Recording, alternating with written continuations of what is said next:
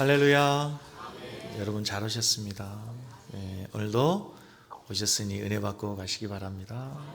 자, 우리 전후 자루로 반갑게 인사하겠습니다. 하나님이 집사님을 엄청 사랑하십니다.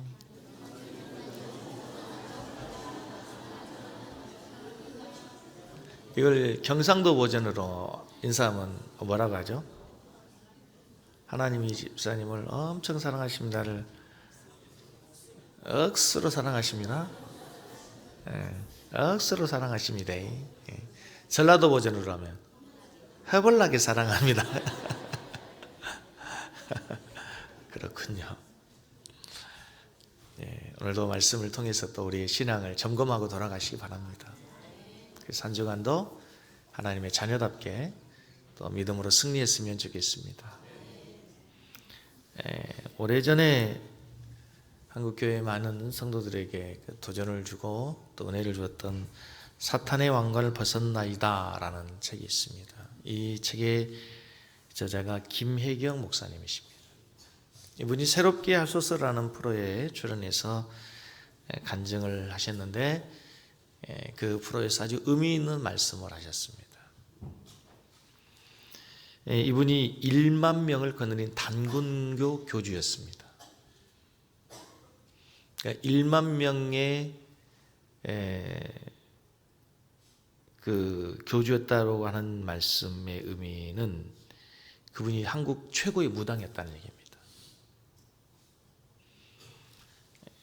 그분은 이렇게 책에 보면은요, 귀신들과 직접 대화하고 아주 전설의 고향에서 보는 그런 얘기들이 실제로 있었던 일들이 얼마나 많은지 모릅니다.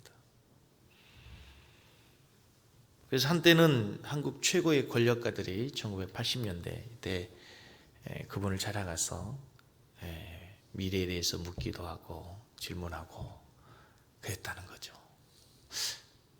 혹시 어디 있는지 가서 만나보고 싶고. 근데 그분이 어느 날 하나님을 만났습니다. 그분이 하나님을 만나고 자기가 믿는 신이 귀신이란 걸 알고 가짜란 걸 알았어요. 그러니까 여러분, 대단히 놀라운 사실은 이렇게 신을 섬겼던 사람들 있잖아요. 그분들은 신심이 대단해요. 우리가 생각하는 것 이상으로 훨씬 더. 우리는 사실 하나님 말씀을 들으면서 찔릴 때가 많잖아요. 왜 안 되는데, 이게 하나님 말씀이 이건데 라고 생각하고 하나님 말씀인 거 알면서도 나가서 그대로 살지 않을 때가 많아요? 적어요? 많아요? 없어요? 우리는 많아요. 근데 그분들은 그 순간에 그걸 깨닫고 나서 그 무당에서 이제 목사가 되기로 결심을 해요. 엄청난 변화죠. 처음부터 목사가 되기로 결심한 건 아니지만 아무튼 하나님을 알면서 그분이 이제 완전한 신앙인으로 변화됩니다. 그러고 나서 그분이 하나님을 만나고 난 다음에 귀신을 믿는 것과 하나님을 믿는 참 신앙의 차이에 대해서 이렇게 말씀해요. 귀신을 믿는 사람들은 귀신이 어떤 존재인가에 대해서, 어떤 분인가에 대해서 관심이 없어요. 오직 하나예요. 내 소원을 이루면 되는 거예요. 내 뜻을 이루면 되는 거예요. 그래서 그 분에게 와서 이제 내가 어떻게 해야 됩니까? 무엇을 해야 됩니까? 동쪽입니까? 서쪽입니까? 이걸 묻지 그분이 원하시는 게 뭡니까? 이렇게 묻는 사람은 하나도 없다는 거예요. 그러나 하나님을 믿는 하나님의 백성들은 그렇지 않아요. 하나님이 누구이신가가 중요해요. 그분의 뜻이 무엇이냐가 중요해요. 그래서 환경의 변화가 아니라 내 자신의 변화에 초점을 맞춰야 돼요. 참으로 옳은 지적이라고 생각을 해요. 우리가 하나님을 믿으면 이제 우리의 관심이 하나님이 누구인가에 대해서, 그리고 그분이 기뻐하신 뜻이 무엇인가에 대해서 관심을 갖게 돼요. 그리고 항상 내 자신을 하나님의 뜻 앞에 순종하고 복종시켜서 내 자신이 그분이 원하시는 삶으로 변화되려고 해요. 이게 참 신앙과 믿음이에요. 그래서 우리 기독교 신앙은 맹종이 아닙니다. 맹신이 아니에요. 무조건 믿는 게 아니에요. 무조건 충성하고 봉사하는 것이 아니에요. 그분이 누구인가를 알아야 돼요. 그런데 오늘 본문에 등장한 한 부류의 신앙인들이 있습니다. 자신의 고집과 아집과 전통에 매이고 자신들이 만들어 놓은 신앙의 규범 아래서 하나님의 말씀이 들리지 않는 사람들이에요. 이름하여 바리새인들입니다. 그래서 바리새인들은 우리 그리스도인들에게 하나의 어떤 그 대명사가 되었어요. 외식하고 형식적인 신앙인들을 얘기할 때 바리새인이라고 해요. 그들은 하나님의 말씀과 또 진리의 뜻이 무엇인가에 귀 기울인 자들이 아니라 자기들이 생각한 자기들의 고집대로 자기들이 정해놓은 전통대로 신앙생활을 하는 사람들이었어요. 그들은 예수님이 가시는 곳마다 항상 예수님의 말씀에 귀 기울이며 자신들의 삶을 바꾸고 하나님의 뜻에 순종할 마음의 준비가 되어 있는 자들이 아니에요. 오로지 말씀을 듣는 목적이 순종이 아니라 예수님을 넘어뜨리고 모함하기 위해서요. 여러분 어쩌면 오늘 목사의 설교에도 여러분 말씀을 드리지만 금도 있고 돌도 있을 수 있습니다. 이왕이면 여러분 지혜로운 자처럼 금을 캐가시기 바랍니다.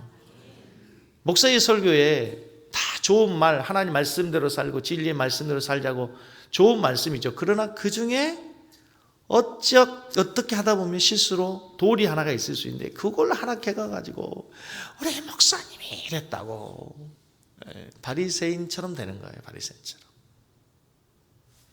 자, 중요한 거는 우리가 하나님이 누구인가를 알아야 된다 그랬어요. 하나님이 누구인가를 알아야 돼요. 그래서 하나님이 얼마나 사랑이 많으신 분인지를 알고 그 하나님 나에게 사랑을 베풀어 줄 수 이제 나도 사랑의 빚진 자로 살아야 되겠구나 결심하게 되는 거죠. 하나님이 세상의 모든 만물의 우주의 주인이신 것을 내가 알고 그분이 나의 주인이시니까 내가 그분의 뜻대로 종으로 살아야 되겠구나 라고 생각하는 거죠. 자, 그런 측면에서 여러분 지금 마가복음 2장에서 우리가 예수님이 누구셨어요? 영적인 권세를 가지고 계셨어요. 그렇죠? 죄인들을 용서해 주시고 죄인들을 구원해 주시는 분이셨죠. 지난주에 예수님 우리의 누구였다고? 지난주에 설교가 있었어요. 지난주에 예수님 우리의 누구였다고? 신랑. 그래서 신랑을 빼앗기면 금식해라 그랬잖아요. 혹시 지난주에 금식하신 분 계시나요? 이게 두 가지 해석이 가능해요. 어떤 거냐면 나는 신랑 대신 예수님과 충만하게 일주간 살았으므로 금식이 필요 없습니다. 할렐루야. 저는 그렇게 믿습니다.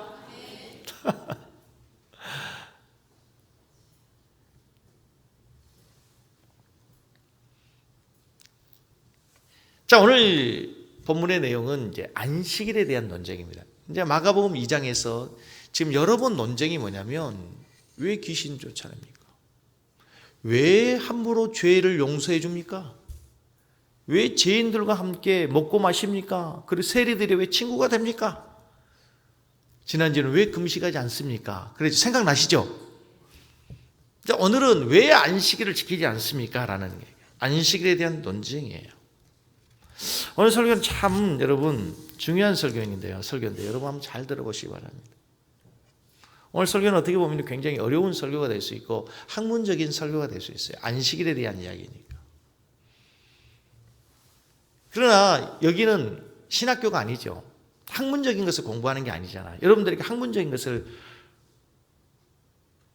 물론 가르쳐야 되겠죠. 그걸로 끝나는 게 아니라 우리에게는 그것이 적용이 돼서 오늘날 그러면 안식일을 우리가 어떻게 지키면서 신앙의 백성으로 살아야 될 것인가. 이게 돼야 되는 거잖아요.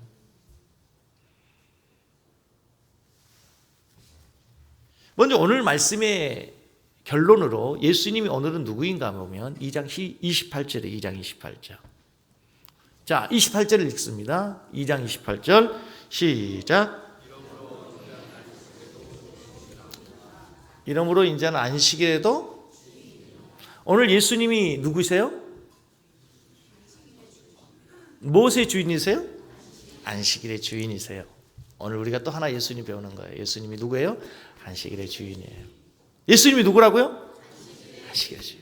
안식일의 주일이란 말이 여러 의미가 있을 수 있어요. 첫째는 안식일의 제정자다라는 거예요. 그분이 안식일을 제정하신 분이 있어요. 안식일의 주일이란 말은 안식일에 찬양하고 예배하죠. 안식일에 하나님을 높이잖아요. 그 예배를 받으시는, 안식일의 영광을 받으시는 분이다. 그분이 예수님이다. 그래서 안식일은 그분의 뜻대로 사는 것이다. 이 결론이에요, 결론.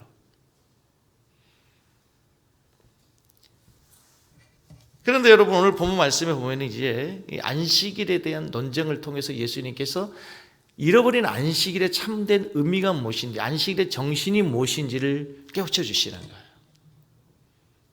금식의 논쟁을 가지고 금식이 무엇인지를 다시 깨우쳐 주시는 것처럼 안식일의 논쟁을 가지고 참된 안식일이 무엇인지를 우리에게 가르쳐 주시는 거예요. 먼저 오늘 본문의 이야기를 좀 살펴보면 23절 이하에 예수님이 제자들과 함께 밀밭 사이로 지나가시다가 안식일인데 밀 이삭을 잘랐습니다. 그랬더니 그것을 바라본 바리새인들이 예수님께 공격합니다. 왜 안식일에 밀 이삭을 자릅니까? 그런데 이 말이 무슨 얘기냐면, 유대인들은 이제 안식일을 철저하게 지키기 위해서, 이따가 얘기를 드리겠지만 수백 가지의 안식일에 해야 될 것과 하지 말아야 될 율법의 조항들을 만들어 놓았어요. 그래서 대부분의 그 안식일에 대한 규례는 이거 하지 마라, 이거 하지 말고 이거 하지 말아라라고 하는 조항들이 많은 중에, 곡식에 낫을 대지 말아라, 곡식을 거두는 것은, 이삭을 베는 것은 추수하는 것이므로 안식일에는 어떤 경우에도 이삭을 자르지 마라 라고 하는 규정이 있어요. 그런데 지금 제자들이 밀밭 사이를 지나다가 뭘 했다는 거예요? 이삭을 잘랐다. 23절을 다시 보세요. 안식일에 예수께서 밀밭 사이로 지나갔을 때 그의 제자들이 길을 열며 이삭을 뭐 했어요?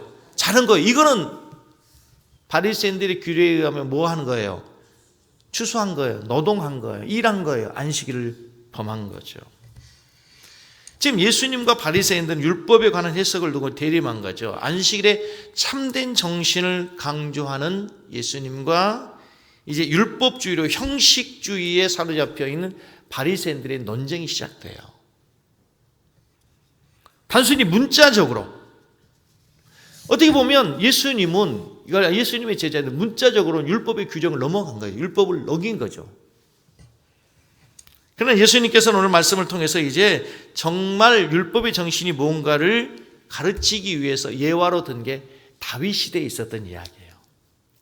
우리가 누군가에게 얘기하다가 보면은 이것이 누구도 했어, 그 중에 너희 사장님도 그렇게 했고, 아니면 너희 부모님도 이렇게 했고, 아니면 누구도 했잖아, 그러니까 이것은 그럴 수도 있는 거야 라고 얘기할 때가 있죠. 가장 존경하는, 가장 권위 있는 사람을 예를 들 수가 있단 말이에요.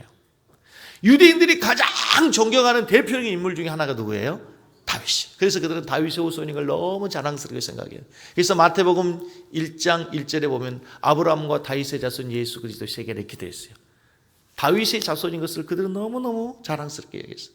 근데 그 옛날 다윗 시대에 어떤 일이 있었냐면, 다윗이 사울에게 쫓겨가지고 여리저리 도망다니면 너무 배가 고팠어요. 그래서 너무 배가 고파 먹을 것이 없어서 하나님의 성전에 들어가서, 아비아달 대제사장 시대에 성전에 들어가서 진설병을 먹은 거예요. 다시 말하면 성전 안에 이런 떡상 있잖아. 성전 안에 그 떡상은 떡상에 있는 떡은 누구만 먹을 수 있어요? 제사장만 먹는 거죠. 누구나 다 아는 거죠. 제사장만 먹을 수 있는데 다윗과 그의 무리들이 이 제사장들만이 먹을 수 있는 그 떡을 먹은 거예요. 율법을 범한 거죠. 왜냐하면 제사장들만이 먹을 수 있는 떡을 먹었으니까. 그러나 그것을 가지고 예수님께서 뭐라고 말씀하냐면, 진설병 먹는다고 해서 율법의 근본 정신을 어긴 것이 아니다. 배고픔으로 생명을 위협을 느끼는 사람에게는 제사장도 진설병을 먹을 수 있도록 허락하지 않았느냐. 그러니까 꼭 율법을 문자적으로 해석할 수 있는 것이 아니고 율법의 정신이 중요하다라고 말씀하시면서 27절 말씀이 이렇게 얘기해요. 27절 말씀에 같이 읽습니다. 또 이르시되 안식일이 사람을 위하여 있는 것이 아니요, 아니 내가 사람을 위하여 있는 것이, 안식일이 사람을 위하여 있는 것이요 사람이 안식일을 위하여 있는 것이 아니다. 누가 더 중요하다는 거예요? 사람이 중요하다. 사람이. 안식일이 중요한 게 아니다. 안식일이 10계명 가운데 네 번째 계명이죠. 안식일을 거룩하게 지켜라. 근데 여러분, 10계명을 포함한 모든 율법을 예수님께서 한마디로 율법의 정신을 요약해 주시는 아주 유명한 성경이 있어요. 마태복음 22장 36절로 40절. 여러분 잘 아시는 것처럼 선생님이 율법 중에서 가장 큰 계명이 뭡니까? 예수님 말씀하시죠. 내 마음과 뜻과 정성을 다해서 하나님을 사랑해라. 이것이 가장 크고 첫째 되는 계명이다. 그리고 둘째도 이와 같으니. 둘째도 이와 같아요. 첫째나 둘째나 똑같아요. 둘째도 이와 같으니 내 이웃을 내 몸과 같이 사랑하라. 내 이웃을 내 몸과 같이 사랑하라. 이것이 온 율법과 선지자의 강령이다. 온 율법과 선지자의 강령, 모든 율법과 선지자의 핵심이 뭐라는 거예요? 하나님 사랑, 이웃 사랑이다. 이 두 개가 똑같다. 하나님을 사랑하는 것이나 이웃을 사랑하는 것이 같다 이거예요. 같다. 우린 첫째, 둘째니까 첫째고 두 번째는 좀 덜 중요하다고 생각했지만 그거 본데 그렇게 생각할 수 있는데 본문에는 분명히 둘째도 이와 같다 이렇게 됐어요. 그러니까 율법의 가장 핵심은 뭐라는 거예요? 이웃을 사랑하고 사람을 사랑하는 것이라는 거예요. 너희들 그 율법을 지킨다는 것으로 율법을 지킨다는 그 미명하에 사람을 공격하고 정죄하고 사람을 죽이려고 하는 것은 결코 율법의 찬 정신이 아니다. 안식일을 지키는 정신이 아니다 하는 거예요. 너희들이 정말 안식일을 지킨다고 한다면 지금 미일 이상 하나를 자른 그걸 가지고 사람을 공격하고 사람을 모함하는 것은 율법의 안식일의 정신이 아니다 하는 거예요. 사람이 안식일을 위해서 있는 것이 아니라 안식일이 사람을 위해서 있는 것이다. 얼마나 율법에 대한 안식일에 대한 정신을 분명하게 예수님께 가르쳐 주십니까 여러분. 이웃을 더 사랑하는 것이 안식일을 잘 지키는 것이다. 그런데 지금 너희들은 미일 이상 하나 잘라는 것을 가지고 너희들이 지금 사람을 공격하고 있구나.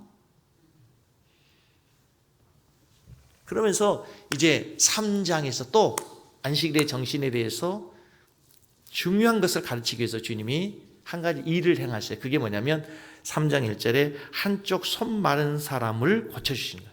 손이 말랐다는 얘기가 뭐예요? 손이 굳어 쓸 수 없는 사람이에요. 한 손이 장애인 사람을 고쳐주셨어요. 한 손이 말랐다고 하는 것은 장애인이라는 얘기죠. 그 사람에 대한 고대 그 기록들을 보면요, 이 사람이 정확한 근거가 어디에서 나왔는지는 모르겠지만 이 사람이 지금이 석수장이였다 이렇게 나온대요. 석수장이가 한 손이 말랐어요. 뭐예요? 먹고 살 일이 없다는 거예요. 할 수 있는 일이 없다는 거죠. 더 안타까운 것은 이 사람은 후천적 장애를 가진 사람 아닙니까? 후천적인 장애를 가졌다는 얘기는 한 가족이 있다는 거죠. 부모일 수도 있고 자녀일 수도 있고, 그렇죠? 가족이 있을 수 있잖아요. 남편일 수도 있고 아버지일 수도 있지 않습니까? 그런데 장애를 가지고 일을 할 수 없다는 거예요. 생계도 심각한 고민이 있고 여러 가지만 너무너무 어려운 일에 있어요. 그런데 너무 다행스러운 것은 이 사람이 그런 장애를 갖고 있으면서도 믿음을 잃지 않고 하나님 앞에 나왔다는 거. 이것은 박수 받을 일이잖아요. 위로받을 일이에요. 격려받을 일이에요. 잘한 일이잖아요. 그럼에도 불구하고 이 사람을 고쳐준 것을 가지고 지금 안식일을 어겼다고 예수님은 공격한다는 거예요. 이거 뭐예요? 율법의 정신을 버리고 그들의 관습에 매여서 전통에 매여 있기 때문에 그래요. 그때 당시에는 당연하다고 얘기할 수 있어요. 정말 여기에서 우리는 형식주의의 위험함을 보게 됩니다. 형식주의의 위험함을 보게 돼요. 그럼 우리가 정말 신앙생활하면서 정말 경계하고 멀리해야 될 게 형식주의, 외식주의. 참 조심해야 됩니다. 같은 일을 여러분 20년 하면 극단적인 두 부류가 나온다 그랬죠. 하나는 정말 그 분야에 최고의 장인이 나올 수가 있어요. 20년 동안 하면요, 전문가가 나올 수 있습니다. 근데 20년 동안 그 일을 계속하다 보면요, 매너리즘에 빠지고요, 형식주의에 빠지고 외식주의에 빠져버리고 열정과 그리고 그 사람이 혼을 다하는 그런 성심성의의 모습이 아니라 그냥 형식적으로 대충 하게 되는 매너리즘에 빠질 수 있다는 거예요. 이유가 뭐죠?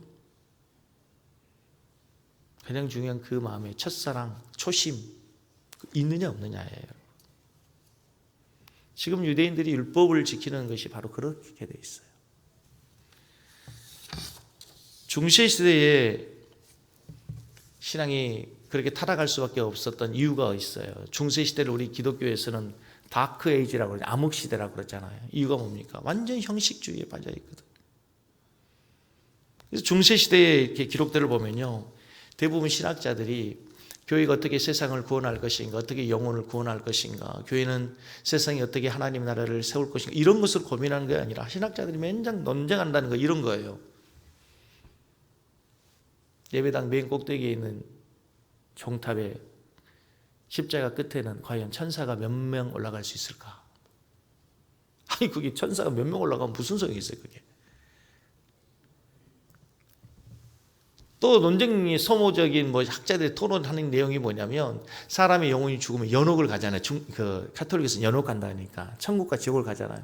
사람의 영혼이 죽으면 천국과 지옥을 몇 초 만에, 몇 분 만에, 몇 시간 만에, 며칠 만에 갈까? 그 영혼을 어떻게 구원할까? 이게 아니고, 몇 시간 만에, 몇 초 만에 갈까? 몇 분 만에 갈까? 아니면 며칠 만에 갈까? 이런 것을 논쟁하고 있었다는 거예요. 뭐예요? 소모적인 논쟁. 아무 쓸모 없는 거라.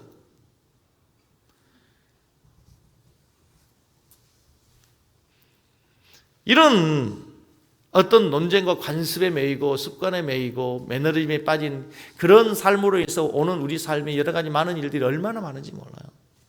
1853년부터 1856년까지 여러분 잘 아는 크림 전쟁이라는 전쟁이 일어나게 되죠. 러시아와 그리고 프랑스, 영국이 연합해가지고 치르게 되는 2년 반의 유럽의 대전쟁이 일어납니다. 크림 전쟁이. 근데 이 크림 전쟁의 원인 이유가 뭔 줄 아세요? 베들레헴에 예수님의 탄생을 기념하기 위해서 세워놓은 교회가 있습니다. 그 예배당 지하 바닥에 예수님의 탄생을 알려줬다는 별을 그려야 되는데, 이 별을 어디다 하냐? 동쪽이냐 서쪽이냐 남쪽이냐 북쪽이냐 위치를 어디냐 하냐에 따라서 러시아 정교와 캐톨릭이 서로 다툰 거예요.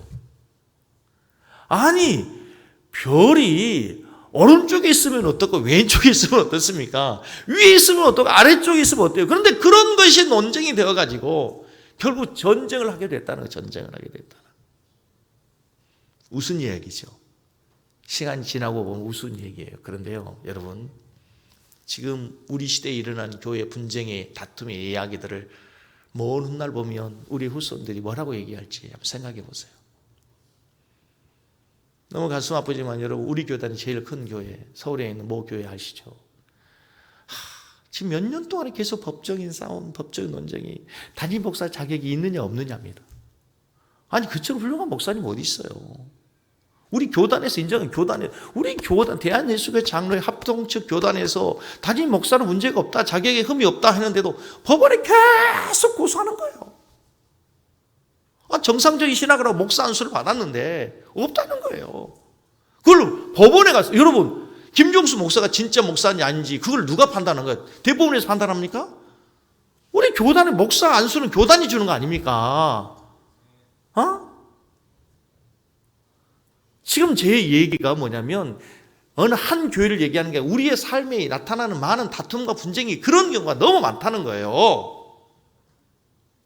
그런 소모적인 논쟁이 너무 많다는 거예요. 여러분, 한국 교회가 여러 가지 많은 변화들을 거쳐옵니다. 지금은 우리가 이렇게 남녀 이렇게 다 같이 앉아 있습니까? 근데 초창기, 한국교회 초창기에는요, 남녀가 같이 앉아 예배드리면 해놨어요. 남녀 7세 부동석이었잖아요. 그래서 부부가 예배당에 오다가도 자연스럽게 남자는 교회당 들어가면서 오른쪽으로, 여자는 왼쪽으로 쫙 홍해가 갈라져 있듯이 쫙 나눠져야 된단 말이에요. 근데 어느 순간부터 이렇게 이제 논쟁이 있어요. 아니, 꼭 나눠져야 될 필요가 어딨냐? 같이 예배드리면 안 되냐? 이거 교회 논쟁이었어요. 그러면서요, 또 어떤 일이 있었냐면, 한국 교회가 초창기는 다 바닥에서 예배를 드렸잖아요. 온돌 바닥에서 이렇게 방석 깔고 예배를 드렸다고. 그런데 교회가 점점 커지면 뭐가 들어오고 예배당에 의자가 들어온 거예요. 아니 하나님 앞에 예배 드리면서 경건하게 무릎을 꿇고 예배를 드려야지 어디 버릇없이 경건하지 못하게 의자에 앉아서 예배를 드리냐고. 이런 게 논쟁이 됐단 말이에요. 무슨 이야기죠? 당시에는 그게 죽고 사는 문제만큼 심각했어요. 제가 처음 노예에 갔을 때요, 와이셔츠를 색깔이 있는, 하필 또 그때 저는 그렇게 색깔 있는 와이셔츠 좋아하지 않는데 색깔 있는 와이셔츠를 입고 갔어요. 한 목사님이 지나가시면 어허 이 노예가 이거 어떻게 되려나, 이 서욱 노예에 하얀색 와이셔츠를 입고 와야 되는데, 검정색 양복, 곤색 양복에 하얀색 와이셔츠를 하고 와야 되는데, 어허 이 서욱 노예 말이지 이거.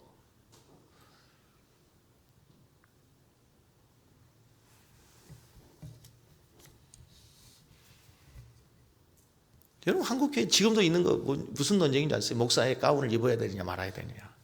그죠? 목사의 가운을 입어야, 성가대 가운을 입혀야 되냐 말아야 되느냐. 우리 교회는 참 미안해요. 성가대는 가운을 입었는데 목사는 안 입어.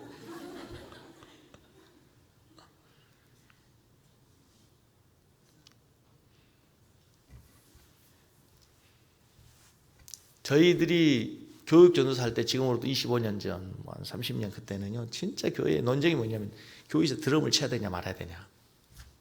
혹시 교회에 그때 있었죠?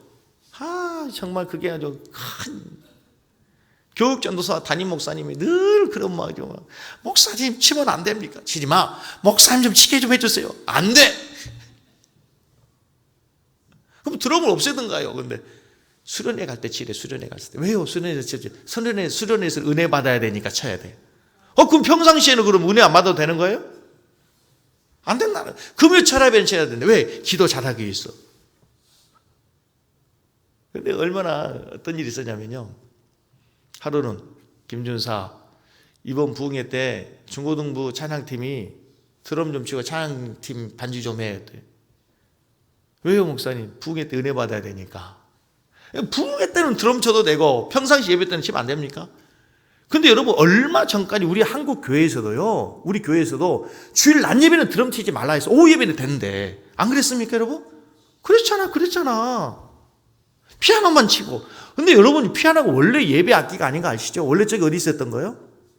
술집에 바에서 있었던 거예요. 지금 제가 뭔 얘기하려고 그러냐면요, 여러분 우리의 전통이라고 하는 것이 시간이 지나면 바뀌어. 그게 죽고 사는 문제 아니란 말이에요. 정말 교회가 붙들어야 되게 참된 복음을 붙들고 하나님의 뜻 앞에, 진리 앞에 우리가 모든 걸 내려놓을 수 있는 생명 있는 교회와 성도가 되어야 될 줄로 믿습니다.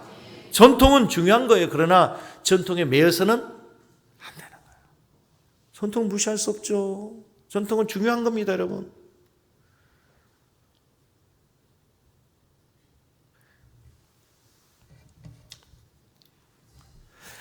당시의 유대인들은요, 안식일을 지키기 위해 수백 가지의 조문을 만들어 놓고 안식의 규례를 새로 만들었어요. 그래서 그리고 그것에 어긋난 모조리 율법을 어긴 거라고 정죄하고 공격하기 시작합니다. 그럼 신앙이 타락한 것은 하루아침에 타락한 게 아니에요. 신앙의 대부분의 어떤 규칙들, 규례들은요, 보다 더 하나님을 잘 섬기기 위해서 노력하고 애쓰고 보다 더 하나님을 잘 섬기자고 하는 좋은 의도로 출발할 때가 많아요. 처음부터 하나님의 뜻을 어기자고 시작하는 게 어디 있겠어요. 그러나 시간이 지나면서 그것이 고착화되고 어느 순간부터 가졌던 순수한 의미와 정신을 잃어버리면서 점차적으로 생명력을 잃어가게 되는 겁니다. 안식일이 그랬어요. 잘 들어보세요 여러분. 안식일이 원래 유대인들이 이러려고 하는 게 아니었어요.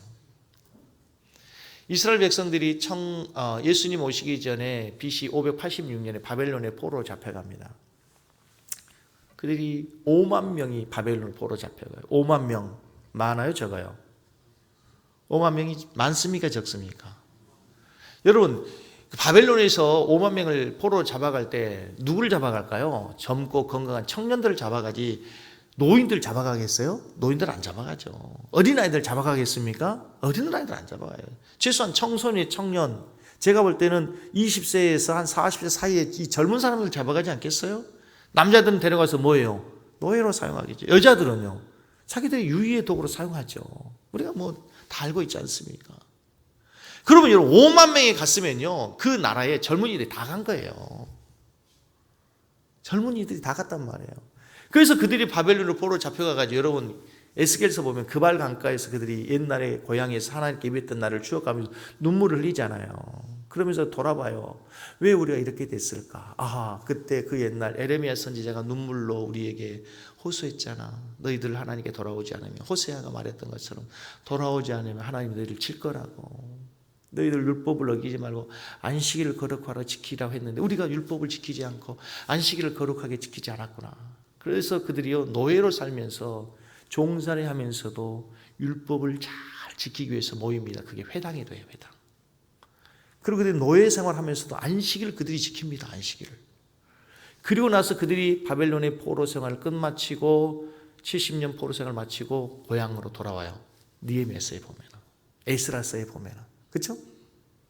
고향으로 돌아와 보니까 웬일이에요. 자기들은 노예 생활하면서도 생명 걸고 복음을 지키잖아요. 믿음을 지키잖아요. 안식일을 지키고 율법을 지키잖아요. 돌아와 보니까 그들은 이방인과 함께, 자기들이 그렇게 짐승이라고 얘기했죠. 짐승처럼 지켰던 이방인들과 함께 결혼해 있고 안식일도 지키지 않고 11조도 지키지 않는 거예요. 정죄하기 시작하죠. 저도 같이 못 놀겠고 우리는 우리 신앙을 지키자.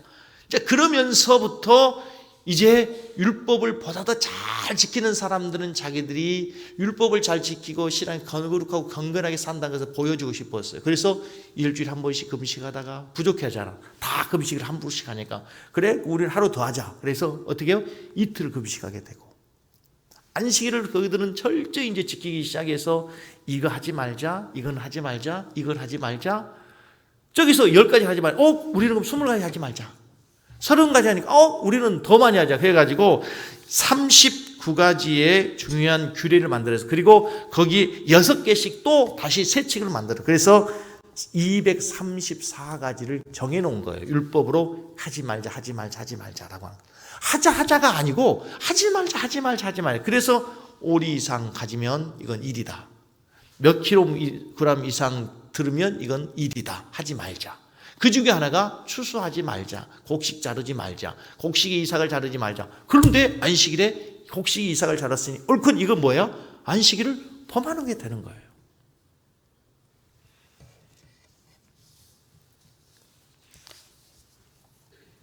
그러다 보니 처음 하나님께서 안식일을 주실 때 본래의 목적과 의미, 이것이 변질되기 시작한 거죠. 왜 안식일이 주어졌어요? 여러분, 안식일을 왜 주어졌습니까? 하나님의 영광을, 창조주 하나님을 기억하고 구원주 하나님의 영광을, 구원주 하나님을 기억하면서 그분께 영광을 돌리기 위해서 주어진 거예요. 그래서 이제 우리가 하나님을 어떻게 기쁘시게 할까라고 하는 본래의 안식일의 의미는 없어지고 정신은 없어지고 맨날 하지 말 것만 정해지고 안식일이 변질되기 시작했다는 거예요, 여러분. 그런데요, 안식일을 유대인들이 그렇게 철저히 지켰잖아요. 그런데 놀라운 일이 뭐냐면 이 안식일을 유대인들이 지켰지만 지나고 보니까요, 안식일을 유대인이 지킨 것이 아니라 유대인을 지킨 것이 안식일이에요. 유대인이 안식일을 지킨 것이 아니라 안식일이 유대인을 지켰다는 거. 무슨 얘기냐면 이스라엘 백성들이 여러분 잘 아는 것처럼 이제 2000년 동안 전 세계에 흩어져 가지고 이리저리 방황하며 살지 않습니까? 그래 1948년에 유엔에서 정식으로 이스라엘이 독립국가 인정이 됩니다. 1948년에. 그래서 전 세계 각지 흩어졌던 유대인들이 예루살렘 중심으로 이스라엘에 모였습니다. 그날을 팔레스타인에서는 치욕의 날이라고 하죠. 치욕과 수치의 날이라고 하지만 이 이스라엘 백성들은 독립하는 날이에요. 그러다가 2000년 만에 전 세계 각지에서 흩어진 사람들이 모여서 이제 뭘 하는 거죠? 회당에 모여서 그들 나름대로 예배를 드릴 거 아니에요. 어떤 일이 있었을까요? 너무 놀라운 사실은, 여러분 우리 그 안산 한대역 앞에 가면 고향마을이라고 있잖아요. 거기에 보면 사할린에 우리 어르신들이 와서 사시잖아요. 그분들이 물론 한국말 하시는 분도 있지만 못하시는 분도 있고 이세는 아예 못한 사람 많습니다. 아예 못한 사람 많아요. 100년이 되지 않아서 한국의 언어를 잃어버리고 조국의 문화를 잃어버리고 살잖아요. 그런데 2000년이 지나서 그 예루살렘에 모였는데 그 사람들이 똑같이 책을 폈어요. 그리고 율법을 읽기 시작하고 설교를 하는데 똑같이 모든 사람이 다 동일한 언어를 사용하고 동일한 예배를 드려요. 어떻게 가능했을까요? 일주일에 제7일 안식일은 철저히 그들이 모이거든. 안식일에 모이는 거예요. 그래서 결국은 유대인들이 안식일을 지킨 것 같았지만 안식일이 유대인을 지켜준 거예요. 여러분, 이게 얼마나 중요한 얘기인지 아세요? 우리의 신앙에 여러분, 주의를 지키는 것이요, 그냥 지키는 것 같죠, 여러분? 여러분이 주의를 지키는 것 같은데 지나고 보면 여러분의 신앙과 믿음을 주의를 지키는 그 주일 성수가 여러분을 지키는 거예요. 여러분, 우리가 얼마나 바쁜 일이 많고 할 일이 많습니다. 그러나 우리가 어떤 경우에 주일은 하나님 앞에 예배를 드리잖아요. 명절이라고 휴가라고? 아니, 우리는 주일을 지켜요. 그러다 보면 내 신앙과 믿음을 주일이 지켜주는 거예요. 할렐루야. 저는 그래서 이 주일 성수가 우리 신앙의 마지막 데드라인이라고 생각해요. 이거 무너지면 뚝 무너지는 거예요. 얼마나 세상에 욕이 많습니까, 여러분? 얼마나 세상에 공격이 많습니까? 사단의 공격이 많습니까? 그런 가운데서 여러분의 믿음을 지키기를 원하신다면 주일은 생명 걸고 지킬 수 있기를 주의 이름으로 축복합니다.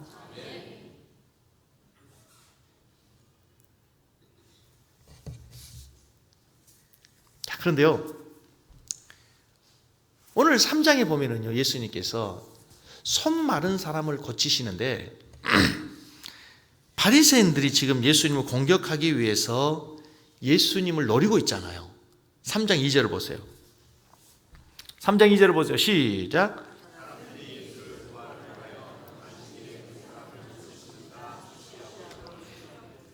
여기 주시하고 있거늘이라는 단어가 있죠. 주시하고 있다. 제 성경에 원어를 풀어놓은 그 단어를 보면요, 파레테론이라는 단어예요. 이게 파레라고 하는 파라클레토스 들어보셨죠? 보혜사 성령님이 옆에서 위로하시는 분이라는 얘기거든. 파라라는 뜻은 옆에 계시다는, 옆에. 이 옆에라는 단어와 테레오, 지켜보고 있다, 유심히 관찰하고 있다는 단어가 합쳐진 단어가 주시하고 있다는 얘기예요. 그러니까 예수님 옆에 다니면서 늘 예수님 뭔가를 하고 있는지 지금 바라보고 주시하고 있고, 뭔가 꼬투리를 잡으려고 하는 그 무리가 이 땅을 예수님이 알아요, 몰라요? 알잖아요. 지금 계속해서 왜 죄인들과 함께 먹어, 왜 금식하지 않아, 알잖아요. 그럼 안식일에 이 병자를 고치면 그게 문제될 게 알아요, 몰라요? 알죠. 그럼 우리는 예수님이 이 손 마른 사람이 하루 이틀이 아니잖아. 하루 있다가 안식일 지나고 하든지, 그렇죠? 이틀 지나고 예수님 고치면 문제 없었는데 왜 하필 안식일에 그 사람을 고치냐고요. 공격할 걸 알면서도. 아까 예수님께서 말하고 인자가 안식일의 주인이다. 안식일의 주인이 볼 때 안식일이 엉망이야. 안식일에 참된 의미도 없고 안식일에 정신도 없고. 여러분, 안식일을 주신 이유가 뭐예요? 엿새 동안 너희들이 힘써 일했으나 제7일은 쉬어라. 말 그대로 안식하는 날이어야 되는데 한쪽 손이 마른 사람, 이 사람은 안식이 있어요, 없어요? 손이 아프니까. 단순히 아픈 것에서 끝난 것이 아니라 그 한쪽 손이 마름으로써 경제도, 가정 형편도, 여러 모든 것이 다 안식을 누릴 수가 없단 말이에요. 안식일의 주인이시고 안식일의 제정자신 그분이 안식을 주어야 되잖아.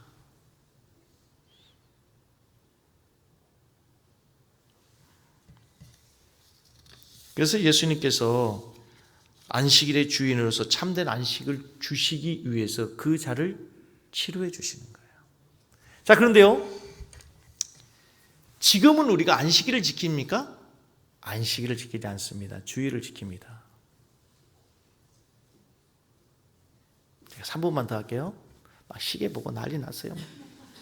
어떻게 우리 몸이 그렇게 정확한지 40분 딱 지나면 어떻게 이렇게 몸이 아는지 알아. 우리는 안식일을 지키지 않고 주일을 지키는데, 초대교회에 보면, 사도행전에 보면요, 예수님의 제자들이 예수님이 부활을 승천하시고 나서 그들은 자연스럽게 안식 후 첫날 모입니다. 그날이 주일이거든. 주일날 모여지게 돼요. 왜 그럴까요? 창세기에서 하나님께서 창조하시고 창조주를 기억하라고 안식일을 주시잖아요. 출애굽 20장에서 출애굽한 이스라엘 백성들의 율법을 주면서 주신 말씀이 출애굽기 20장 11절 말씀에 창조주를 기억하라고 출애굽기에서 10계명을 주면서 안식일 지키라고 그래요. 그런데 신명기 5장 15절에 가면 너는 기억해라면서 애굽 땅 종되었던 곳에 너를 꾸나시 하나님을 기억하면서 안식일 지키라고 그래요. 여기서는 누구를 기억하라는 거예요? 구속주 하나님, 구원자 하나님을 기억해라. 아까는 창조주 하나님을 기억해라. 그런데 예수님이 부활하심으로써 이제 어떤 일이 있었냐면 창조가 회복돼 재창조가 되고 구속이 재창조에 이어서 우리를 다시 완전한 구속이 이루셨잖아요. 그것이 이루어진 날이 예수님의 부활이야. 그래서 예수님의 제자들은 누구의 설명 없이 당연히 그 모든 것이 완성된 부활하신 주님의 날을 기억하면서 부활하신 주일에 하나님 앞에 모이기 시작한 거예요. 창조주 하나님을 기억하고 구원주 하나님을 기억하고 하나님 앞에 예배하는 날, 그것이 바로 주의 날, 주일이에요. 주일. 주의 날, 주일. 주일은 누구의 날? 주님의 날. 안식일은 예수님이 주인인 것처럼 주일도 누가 주일이요? 누가 주인이세요? 주님이 주일이세요. 그래서 안식일에 뭘 해야 되냐? 오늘 아까 했던 사랑을 베푸는 거죠. 그래서 여러분 안식일에 뭔가를 막 자꾸 하지 말고 슈퍼 가지 말고 뭐 하지 말고 아니요, 슈퍼 가세요. 먹기 위해서가 아니고 누군가를 섬기기 위해서. 아멘? 카리스 아니지 아직은. 이 카페 가셔서 오늘 많이 드세요. 아셨어요? 내 배 채우기 위해서가 아니라 옆에 있는 집사님 섬겨주기 위해서. 괜찮아요. 사랑을 베풀기 위해서니까. 목사님 어떻게 그렇게 설교를 안식일에 그걸 그렇게 안식일에 사랑을 베풀라잖아. 주일날 하지 마라가 아니고 적극적으로 하세요. 성도들과 교제하고 그동안에 돌보지 못했던 성도들도 신방도 좀 하시고 전도하지 못했으니까 전도도 좀 하시고 안식일에 뭘 안 하려고 하는 그것은 구약의 개념이야. 주일날 적극적으로 내가 뭘 할까? 그래서 성가대도 하시고 교사도 하시고 주방에 봉사도 하시고 예배도 드리시고 주일날 적극적으로 뭐 하는 날이에요. 주님을 위해서, 이웃을 위해서. 할렐루야. 그렇게 우리가 참된 주일의 의미를 회복하고 기쁘게 신앙생활 우리 성도들 되길 주의 이름으로 축복합니다. 아멘.